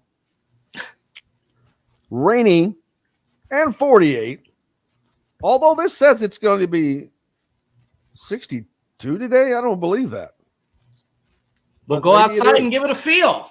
Put your hands Well, up, give it a feel. See what Because of yesterday, I've got way too much work to do. Tommy Bahama. Actually, though, you know what? It was supposed to. I've heard it was going to get cold. But no, it's yes, Friday. Today is supposed. Damn, Today is going to be 63. Tomorrow, 36. Thank you very much. Live it up today. Live it up today. Dude, that's a 30-degree drop. Yep. In one day. Come on. That ain't fun. But then the next day, 49, 56, 50, 57, 54. This is how we get sick here, man. It is. I guess it would be maybe March is going to be in like a lamb, out like a lion. Usually the other way around. Something like in like a lion, out like a lamb. Somebody told Big me Ten that tournament. What about it? Seeds, that the game last night, of course, has a bearing on who goes where. Indiana right now playing. Well, they're playing for two things. Number one, you're playing for a double bye in the Big Ten tournament. Right. And probably as good a seeding as you can get in that tournament. But you're also playing for seeding in the NCAA tournament. Yep. Losing that game last night didn't kill them. But nope. I will tell you that going into that game, Northwestern already had more quad one wins than Indiana did. And Indiana has lost some of their quad one wins because teams have fallen. If you beat someone on the road that's a top 70 team, but they fall out of the top 70, it's no longer a quad one win. Right. And Indiana has lost a few of those, I think, which it's not like it's going to kill them, but right now they're 5-7 in quad one wins. The biggest detriment is they've got a quad two loss, which is actually okay because that was a quad three at one point. So that's moved up. But 5-7 in quad ones, it's not bad. But you've got teams like West Virginia, who was like 9th or 10th in the Big 12 that has that. And that's, I believe, ranked ahead of Indiana in the net, maybe. It's going to be interesting because I believe Mike DeCourcy had Indiana on the 3 line heading into last night's game. And then And then Northwestern was on the 7 line, I believe, is what he had. So it's going to be interesting. I mean, I think Northwestern now their stretch coming up is about as brutal as it can get. But they've weathered the storm. They've played the 2 best teams that they're going to play in that stretch. So it'll be really interesting to see how Northwestern handles it. I think at some point they're going to probably slip up for a few games, especially when they have to go back on the road. So let's see. That's the wrong schedule. Well, look here. I've got it up. They have Iowa at home, so that'll be a tough game because both those teams play defensively. They're very similar on the defensive end. Then they go at Illinois, at Maryland. But if they're at home, they're tough to beat at home. They are. Then they got Penn State at home. So what's this? 3. That's a win. They've got 6 games left. 3 of them at home, 3 of them on the road. So, okay, they've got to go to Rutgers. That is going to be a tough game. Yep. They've got Penn State at home. That's a win. They have to go to Maryland. There is another potential loss. Right. They have to go to Illinois. They've got to go. They've got back-to-back road games after this home game with Iowa. I think they've got 3 of their final 4 games are on the road. Yes, and not easy. At Illinois, at Maryland, and at Rutgers. Yeah. So they could lose all 3 of those, 2 of the 3. You had a couple more losses, and Indiana is able to hold serve and through Purdue. Well, that would still put them in a tie, I think, with Northwestern, but Northwestern would have the tiebreaker easily. But it still gives you a double bye. Right. It doesn't matter at that point. They're not going to win the conference. So Right. That dream died last night. Does Northwestern still have a shot?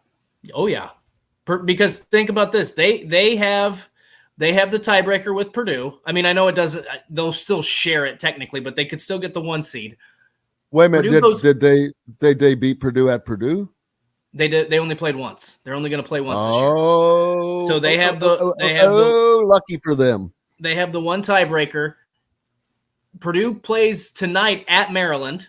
So that's going to be that could be a potential loss. And then we've already talked about they've got to host Indiana. So there's a shot where if Purdue loses 5 games, I mean, it's a long shot. I think Northwestern would have to win out, which I don't see happening. They'd have but to everything win out. Northwestern has done this year has been a long shot. Right. I don't disagree. So I think there is a shot that Northwestern could do it. I don't think it's going to happen, but you can't rule it out. I think Purdue will lose one more game. I don't know that it's going to be 2. I think they'll lose one more game. But they the could best lose chance 2. for that. Really, the only chance I see that happening is at Maryland. They could lose Indiana, rather. My bad. No, Indiana. Those definitely. 2 games, Indiana, they could easily lose both of those games. I think they will only lose one, whether that's tonight or at Mackey Arena. But you never know. They could lose both of them. People are starting to figure out that if you pressure their guards, they're becoming freshmen. Well, it's a double-edged sword. You have to pressure their guards, and you have to just smother Edey. I mean, you've got to, when he gets the ball, you've got to just get in his face, but more importantly, you have to body him up so he can't move. Right. That's the trick to him. It's not just double teaming him. You cannot give him space. You've got to, and that is what Northwestern did great the other day. Every time that ball was even heading towards his hands, there was a second guy heading towards him, and as soon as he caught it, they were on him, not allowing him to move, and it caused hell. And there were a couple times too when they would wait to see what he was going to do. There's one play in particular. They would wait to see what he was going to do, and if it looked like he was going to go for the shot, they would send a second defender from his blind side and poke the ball free or make it more difficult for him to get a shot up. Sometimes they would foul him, whatever the case might be. But they did a really good job of when he got the ball and making it difficult for him to pass, but then also at times being patient and sending that second guy on the double team when he wasn't expecting it, when his back was turned. So there's been a lot of tape on how to defend Zach Edey. There's a lot of tape on how to pressure Purdue's guards. I still think going back to December, I think Fred Hoiberg and Nebraska kind of laid out that blueprint in that first game in Lincoln. And then Maryland did a good job with it. Iowa did a good job with it. Indiana did a good job with it. And then Northwestern did a good job with it. So teams are starting to figure it out. It's tougher to do. You're going to get called for more fouls when the games are at Mackey Arena. So that's why I think Purdue would probably beat Indiana at home, because I think Purdue's going to probably get the benefit of a home court whistle in that game, and Zach Edey might go to the free throw line a little bit more. But again, you never know. If they put pressure on him, Purdue struggled with it. Iowa at home. They lost to Rutgers at home. They almost blew a 14-point lead against Maryland at home. So anything's possible. I wish that Indiana wouldn't have had that 1-4 start, because how fun would it be for that game to be basically deciding the Big Ten championship? It's almost heartbreaking, and it would have been fun to watch. That's why I'm saying, right. Well, now though, the loss to Iowa is one that was not acceptable, but right, losing to Northwestern at home, not acceptable. They should have won the game, and they didn't. It's not because it doesn't matter better or not better. It's irrelevant. They should have won that game. They were good enough, and Maryland, Northwestern's not better than Indiana. I'm not saying that Indiana is always better, is necessarily better than Northwestern. But I'll push back on that. I think Northwestern's a better defensive team than Indiana. I think that they play better defense more consistently. How's okay. that? Yeah. Indiana does not play as that's fair. Consistently as they need to play. When Indiana's at its best, they're better than Northwestern. Yes, I would agree with that. I agree with that. When Indiana is at its best, they are freaking a machine, because the defense turns into wicked ass offense that gets they get going and they're confident and they're open and they're spacing, and Jalen Hood-Jafino's moving and Trace Jackson-Davis has got room to work and he gets confident, and that is when this team rolls. But when it's not, and like when you saw, they get stagnant. But we'll see. Before I forget, I want to give a shout out to the Indiana women's team, 23-1, number 2 in the country, taking on Michigan tonight at home at the Simon Scott Assembly Hall.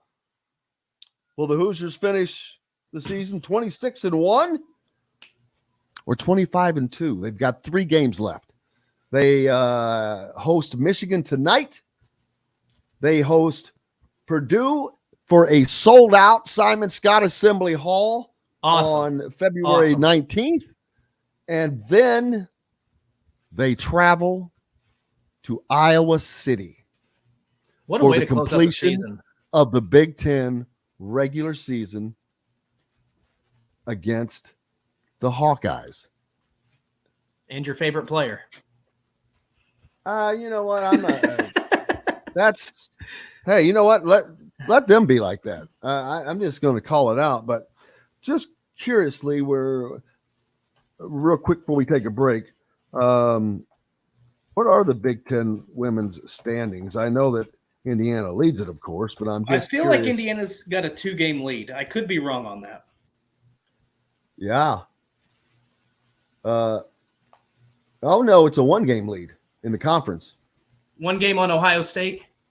On Iowa. On Iowa? Okay. I thought Iowa had – oh, no. Yeah. Okay. See, Iowa's got 2 losses. Okay. Do they have 3 overall losses? Maybe that's where I got mixed up. They've got 5 overall losses. Iowa – wow, okay. Well – that's a little surprising. Shame on me. But I'm wondering who's going to beat Iowa between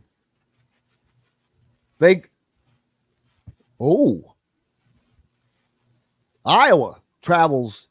They play on February 18th. They go to Nebraska, which that won't be anything. But on February 21st, they close out their season traveling to Maryland and then hosting Indiana. Nebraska they gave Iowa a run for their money at Carver Hawkeye, so I wouldn't dismiss that game completely. Well, that would be something to see for the Indiana women's program, to give them a little breathing room. The Terrapins are not going to be an easy out. They're 21-5. So Iowa going to Maryland, that's going to be a great game to watch, because if Maryland can win that game, that will pretty much wrap up the Big Ten championship for Indiana, and that would be incredible for them to get to hang their own Big Ten championship banner a first. That would be awesome. So that would be something. That would be incredible. So we'll keep an eye on that. We've got lots more coming up here on Indiana Sports Beat Radio, listening to Jim Coyle and our good friend Dustin Schutte. You're staying all the way through, right? Yes, sir. All right. Brought to you by our good friends down at Bubba's 33 in Clarksville off of I-65 on Veterans Parkway. Easy on and off. Stop in, have an incredible bite, watch the game on one of their 50 big screen TVs. It's incredible. Food made fresh by hand each day. Or you can go to the Bubba's 33 in Evansville. Also easy located right off the Lloyd. Been there. We down there for a while back. Great place to watch the Hoosiers. Back with more Indiana Sports Beat Radio right after this. We'll be right back to the golf club at Eagle Point Studios for more Indiana Sports Beat Radio with Jim Coyle, presented by Endeavor Hospitality Group and Andy Moore Honda of Bloomington.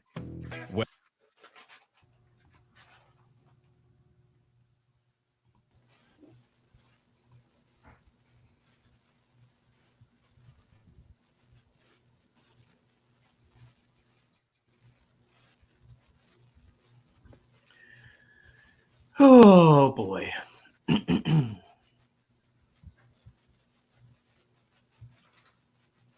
A quick question. What was the major difference between the conversations with Dylan Sinn and Kyler Staley? I just want to be able to differentiate them between the clips.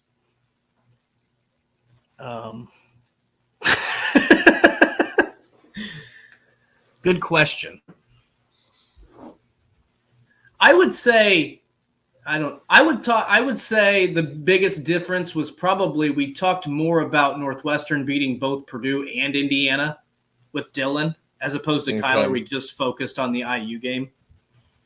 The IU perspective, I guess. Yeah. Whereas you could probably label it something like, what are IU's Big Ten expectations for Kyler Staley's clip?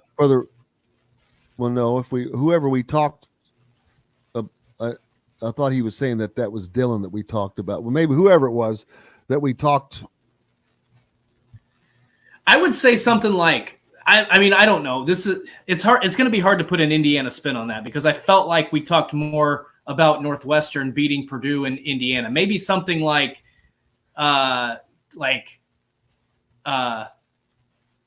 did Northwestern give Purdue and Indiana a glimpse of the NCAA tournament or something along those lines? Because we talked about how those teams are going to have to figure that out in the tournament because it's going to be an issue at some point, at some game. All right. I don't know. I'll figure it out then. That was the only thing I can muster up. Mustard. Big fan of mustard.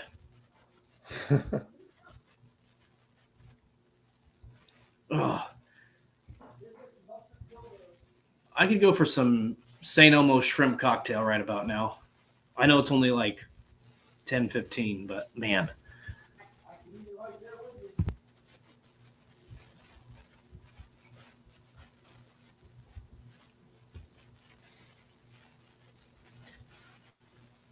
It was hard seeing Dansby in a Cubs uniform yesterday. Yes, Jason, it was. But do we have how much time we got, John? About 30 seconds. Oh, well, I was just going to say, I knew Jason, as soon as Vaughn Grissom came in and started doing things, I knew they were going to let Dansby walk. I knew they weren't going to get him the contract he wanted or needed to stay in Atlanta. Hey, did anything happen in baseball yesterday? Here we go. Food with a Southern charm at 2-star prices. Southern Stone Restaurant is part of Endeavor Hospitality's Wow Club. This segment is brought to you by K Bello.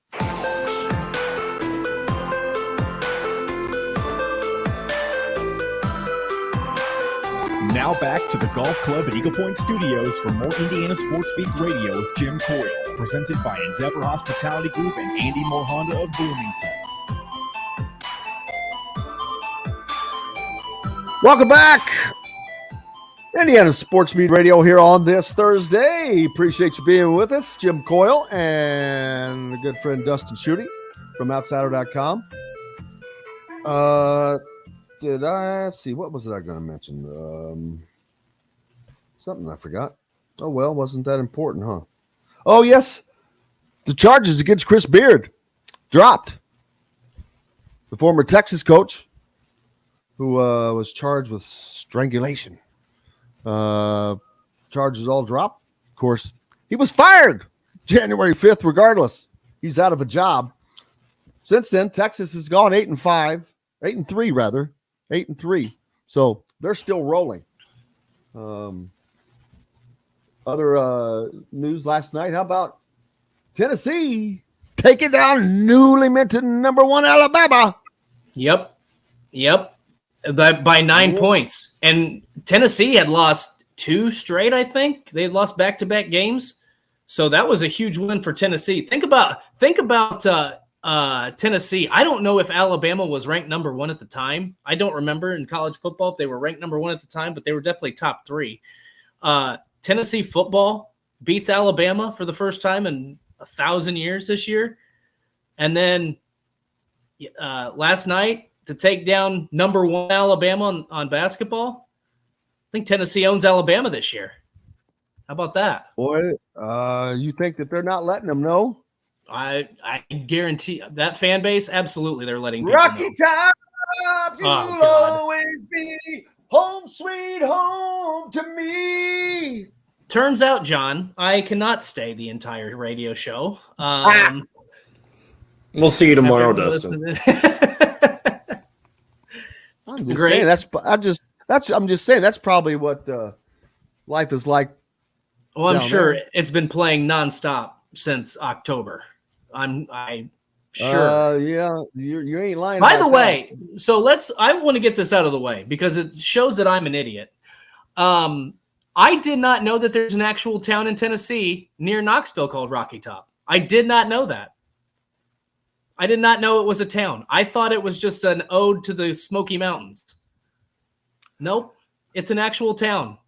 Little did everybody know. I want everybody that's in on this chat to chime in and say whether you knew it was a town or not and not lie. I had no idea. But I passed the sign. I will tell you right now that I didn't know that. I just assumed it was talking about the Rocky Top Mountains, the tops of the Rockies.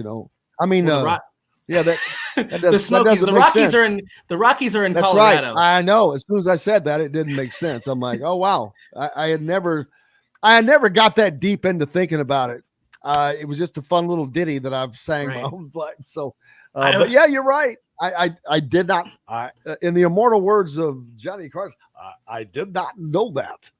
I was driving through around Knoxville this winter on a trip, and I saw a sign that said Rocky Top, however many miles, and that's when I found out it's not just a ode to the Smoky Mountains. It's not just a fun song. It is apparently a real town. So the more you know. Kentucky ekes one out over Mississippi State, 71-68, clinging to life in the NCAA tournament, but that could be just snuffed out. I don't know what their schedule is, but I can quickly find out. They have games coming up. Oh my. Tennessee, speaking of Rocky Top pays a visit to Lexington this Saturday. Saturday's the 18th, right? Yes. Rocky Top comes to Lexington on this Saturday, 1:00. Kentucky beat the Vols down in Knoxville earlier, so that will be interesting. Kentucky then goes to Florida. They'll host Auburn. They'll host Vanderbilt. Then they go to Arkansas. So actually, Kentucky should win. They should probably win at Florida. Well, 3 more wins. I don't know. They're probably going to end up being okay. They'll probably end up being okay. But they have been so hit or miss. Like they had no business losing to Georgia, and they did. So I mean, you cannot predict what that team's going to do. They might be they're probably not the most unpredictable, but they're in that category of one of the most unpredictable teams in college basketball this year. You just don't know what you're going to get game to game. And the fact that I don't know if this has been a theme all season, people who have paid attention to Kentucky more closely than I, do they not play through Oscar Tshiebwe? Because the game I watched, just perimeter shooting, poor decision-making. They have not usually when you have an NBA style player, you're at least like, okay, well, he can't carry the entire weight, but they didn't even look like they tried to play through him. I don't know if that's a theme or if that was just a one-off thing. Crazy how bad they are. I got some people. They knew Rocky Top. Apparently, I'm the only one that didn't know. Johnson City, Tennessee. That's part of a red. What's daggone it? Travis Tritt. That's my favorite song of his mentions Johnson City, Tennessee. They're in the far northeast regions of the Volunteer State, down there by Bristol. There you go. Louisville gave Virginia all they wanted last night. Number 7 Virginia and Armand Franklin at home. They end up losing 61-58, but that's what happens. That's what happens when you're a team that doesn't like to score points, as in Virginia. I wonder how many times they've scored 70 points this season. I'm not even joking. It's got to be below. That's their pace. They don't. I know, but it's not fun to watch. No, it's not. God, it's like sticky ice picks in your eyes. I mean, I would hate. I know they won a national title a couple years ago, but it works. Yeah, well, a morphine drip works too, and I don't want one of those. It's just It's like slow death. Well, maybe they've scored over 70 points quite a few times, it seems. But it's not, I don't know. Imagine imagine if Armand Franklin had stuck around. Well, I mean, that goes back to it goes back to the chemistry, though. It doesn't, just because this is what drives me nuts when we talk about the transfer portal. Well, I mean, just having, I'm talking about just having that extra player, that extra guard that they need right now. Yeah, but I mean, we talked about you can't predict the injuries. So, of course not. But I mean, I don't know that it makes that much of a difference, to be quite honest with you. That would, if Louisville would have upset Virginia would have been in a very, very, very unique category. They're the only number 1 seed to ever have lost to a 16 seed in the NCAA tournament. Right. And they would have lost to a Louisville team that is 1-14 in the conference. Not great. That would have been, but that shows you, I think, that kind of goes to your point. That's what yes.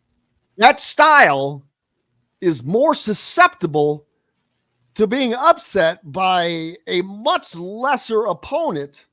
Yes. It doesn't take a great opponent to upset you. And there's the margin for error is less. It can be much less in their game, I think. Right. Wisconsin does this too. And I don't understand. I mean, they don't get the Virginia has had players in the past that are good offensive players. Usually, outside of Johnny Davis, Wisconsin doesn't typically get those kind of players. They do every once in a while. So you kind of understand why they do it. But that's what, I mean, look, Bo Ryan was a phenomenal coach. They were always in the top 4 or 5 of the Big Ten every single year. I think Greg Gard is a good coach. Their style of basketball is A, boring to watch, and B, prone to upsets. Like, you have to be able to, and in today's era of college basketball where players go, you don't have to go to Indiana or Duke or North Carolina or Kansas to get notoriety. You can get it going pretty much anywhere. So the talent pool is more spread out. Everybody's prone to upsets. I just feel like the way that teams like Virginia and Wisconsin, and this year I'll throw Florida into that category, the way that they play, I mean, it's not fun, and you're likely to get beat because any team can light it up. Any team can have a good shooting night. Other games of note yesterday, Marquette, number 11 Marquette, hung on to beat number 16 Xavier 69-68 in a Big East battle. Some good squads coming out of the Big East, man. Creighton, Marquette, Xavier. Over in the Big 12, it was Iowa State beating number 19 Iowa State, beating number 22 TCU 70-59. Let's see. Any other? That was only the top 25. Any other games of note you may care about? I'm not sure. Not that Florida I beat Ole watched. Miss. But Kentucky's next opponent, Florida, or 79-64 over Ole Miss. Nothing Tonight big jumping out. Tonight we've got Purdue at Maryland, Houston at SMU, FAU at 24-2 Florida Atlantic, Dusty May taking on Middle Tennessee, Utah at Arizona, Stanford, UCLA, Gonzaga, Loyola Marymount. So there you go. I don't know if I'm sure there's another Big Ten game. I don't have that brought up right now. There's Ohio State at Iowa, 9:00. Yeah. There's an Iowa win. But you know what? Ohio State has been a funny team. They've sucked, and they're at. Is that why it's funny? Back. No, because they've almost beat. They had Purdue beat. Purdue, Fletcher Lawyer hits a last-second three-point shot to beat Ohio State. Right. And boy, Zed Key went down in that game. They probably would have won had he played the full game, but he went out in the first half. Dead. Zed's dead, babe. And then they scored. What did they score over the weekend against Michigan State? 14. Right over. 14 first half points. What did you say? That went over my head.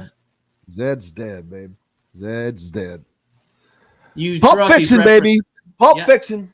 We've talked about this. I've not seen Pulp Fiction. Well, see, that means I continue to forget that you're so lost in society's normalcy. Yeah, you gave out the games tonight, but that's going to be the games to watch. Let's see. I'll check out if there's any other Big Ten games that you didn't.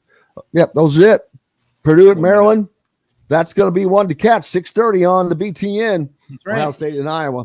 Other than that, thanks a lot to Matt Taylor, Dylan Sinn, Chris Denari, even though he couldn't make it on. We appreciate him and love him anyway. And of course, Dustin Schutte from Outsider.com, as well as John, the producer. Most importantly, thanks to each and every one of you guys. Appreciate you. We're going to see you again tomorrow, live from BB's. Looking forward to it. We'll check out the action tonight and preview the action this weekend.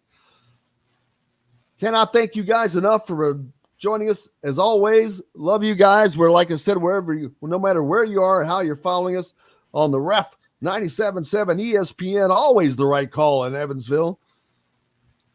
89.9 WBRO in Marengo, or 1230 104.7 WJLB, the voice of the region. We appreciate you guys so much. And everybody else listening on YouTube around the country and around the world. I'm Jim Coyle. Until tomorrow, I will see you on the radio. Thanks for listening to Indiana Sports Beat Radio. Be sure to subscribe to our YouTube page for more clips and team coverage of Indiana basketball, football, and more. You can also find full episodes and tons of other content on thehoosier.com. We'll see you next time for another edition of Indiana Sports